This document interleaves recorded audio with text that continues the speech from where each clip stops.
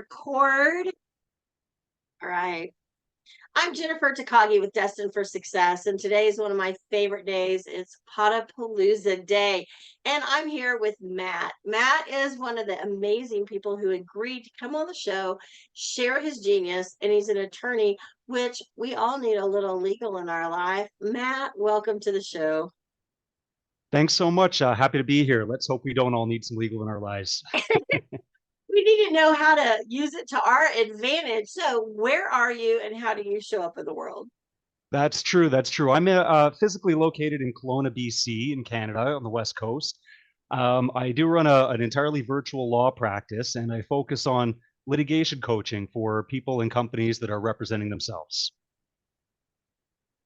Okay, so that's one of those things they say you shouldn't represent yourself, but that's probably in a criminal case. But in other cases, like how could I represent myself? Yeah, great question. It's one of these situations where if you can avoid representing yourself, most people would prefer that. The economics of the legal profession is just that legal services, they're just not always accessible. And there's a large and growing segment of the population that they have a legal problem that comes up. Maybe it's a small claims case. Maybe they're going through a divorce. It could be a tribunal hearing. And it just doesn't make sense to pay for full service representation. So they often don't have a choice but to represent themselves. And that's when they reach out to lawyers like me to guide them on the process, help them figure out which forms to fill out, do a couple of strategy sessions, and help them move forward with confidence. Well, I love that you said that. I had a situation in my previous career, and I don't know how many phone calls I made seeing if an attorney would even meet with me to take my case. And it ended up being an equal opportunity violation case. And there was not an attorney that would take me. And one attorney just laughed at me and said, well, if you want to waste your money. Oh boy. And in the end, I ended up hiring a mediator. It was the best thing ever. All turned out well. But sometimes it can be hard to find an attorney. And if I had had somebody, in my corner to guide me through the process, it would have been really good for me. As it is, I paid the money and it was worth every dime. Yeah, I Legal have no doubt. services are expensive because they're worth it. Yeah, no, I have no doubt. And honestly, stories like that are kind of what brought me into this type of work. I was a litigator for about 13 years before I pivoted into litigation coaching. And I would meet clients in situations like yours almost, every day.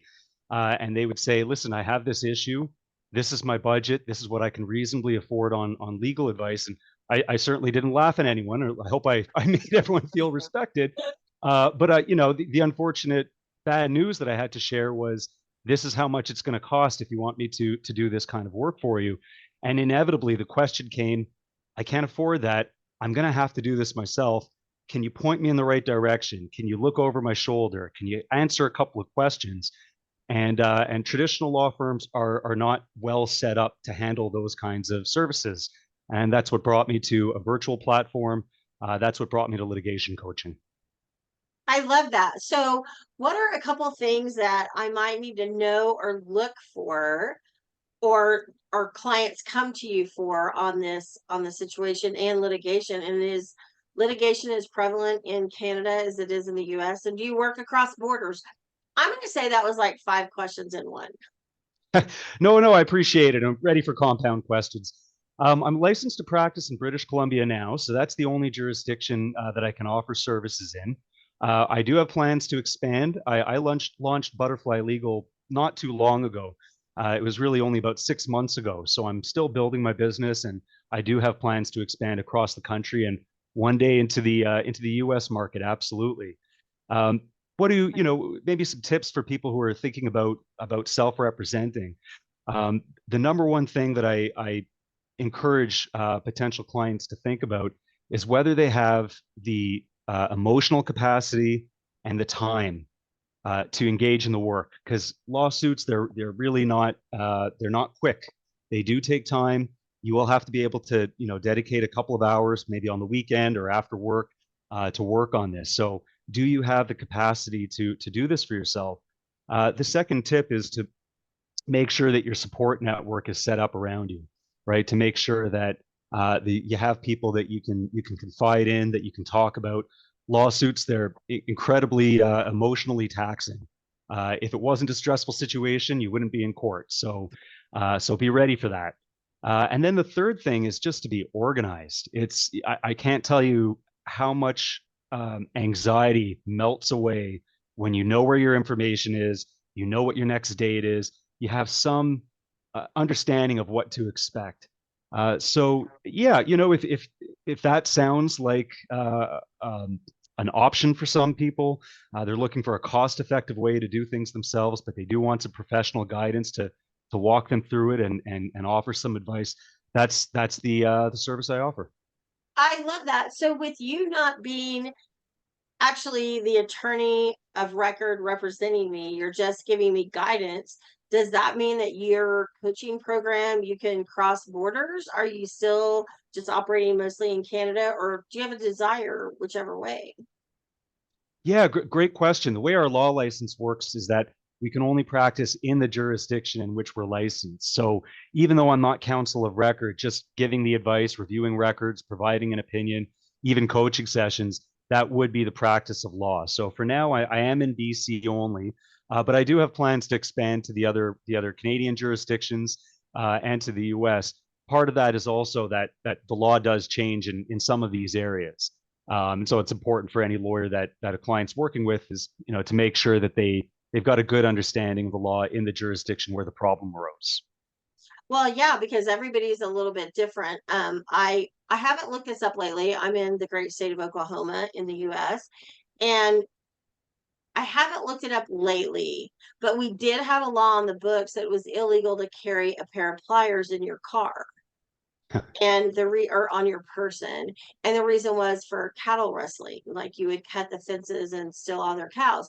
So I Right. don't know if that's still on the books, but if you ever come to Oklahoma, we'll have to look that up and make sure I don't have any pliers in the car so that you're not being illegally driven around. Absolutely. You know what? Every jurisdiction, they've got at least a couple of those weird laws on the books kind of thing. And there's always law school classes that find them and say, professor, why is this illegal? And we're like, because no politicians figured out how to get it off the books yet. Yeah, I worked for the federal government for many years, and people would say, "Why are we doing it this way?" And I'm like a dog with a bone. I have to get in there and research it and find it. And sometimes it was a little hard and took a while, but there really is a legitimate reason for everything. The problem is over time we may not know what that legitimate reason is, and it may not be easily accessible, so we just assume it's stupid. Everything or most things. Yeah. There are definitely some laws that are on the books that you're like, all right, does this make sense anymore? I don't know that there's a justification for it, but one of those weird quirks of our system. So what are your favorite type clients? Like who do you work with? I have a large audience in on my podcast that are Canadians, a lot of Canadians in my world. So like what is your I mean I get litigation, but is there a particular type of litigation that's your baby and the thing you really like to hone in on? Yeah, I mean, I enjoy and I'm happy to work with pretty much anyone who's representing themselves. But I found that the clients that find the most value from my type of service, they're small business owners, Oh, right? Small business owners, they often don't have, budgets for a legal department. They may not have the cash flow to put down a legal retainer. And so, either the business owner or a partner or maybe a senior employee, they can represent the company in small claims court. And those are the types of clients that usually find the most value from my type of service. oh my gosh, I love that. So your three tips were number one, make sure you have the emotional capacity. And I just want to expand on that just a little bit. Like sometimes the question is it more important to be right or save the relationship? And I Yeah, think sometimes we emotionally get caught up in what's going on and I'm right and I know I'm right, but at what cost? So having yeah. that emotional capacity and that fortitude to stick with it, because litigation is not a short, quick thing typically. And then a support network.